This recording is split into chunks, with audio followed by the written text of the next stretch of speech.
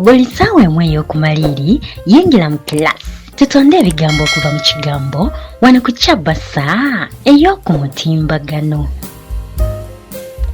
Olubereberye Katonda bwe yali atonda ensi yawa omuntu obuyinza okutuuma ebintu byonna amannya era buli kye yatuuma eryo lye lyali erinnya lyakyo. Era n'olw'ensonga eyo okuva kwolwo omuntu mutonzi wamu ne Katonda kyetuvudde tusalawo tukuleetera akanyomero kano otonde ebigambo okuva mu kigambo katuyambe okuba abayiiya kogiwaze obwongo bwaffe era tuwummuze ku birowoozo nga tusekamu okuva mu bigambo bannaffe bye baba batonze. Kale n'olw'ensonga eyo yungako wana mu kilasi tutandika okutonda era nga watali kumala budde olwaleero kino kye kigambo kyaffe mu kilasi. Ekigambo kyaffe mu kilasi olwaleero kisoma nti ddayo.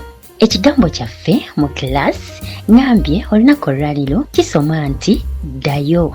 Olw'okuba gwe gusoose nange ngenda kutonda nga nkuwa ekyokulabirako awo naawe ogoberere wansi awo mu comment section wano ku YouTube otonde ebigambo okusinziira ng'ekigambo bw'okifunye mu bwongo bwo. Tugambye nti mu kilasi tulina ekigambo ddayo. Kaakati mu kigambo ddayo ze ntonzeemu nti Dembe, Dora agambye yakoowa owunya.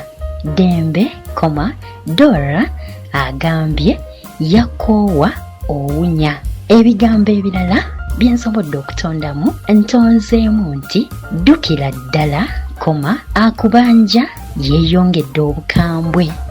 Ddukira ddala, akubanja yeeyongedde obukambwe. Kakati naawe tonda ebigambo byo okuva mu kigambo ekyo okusinziira nga bw'okitegedde mu bwongo bwo.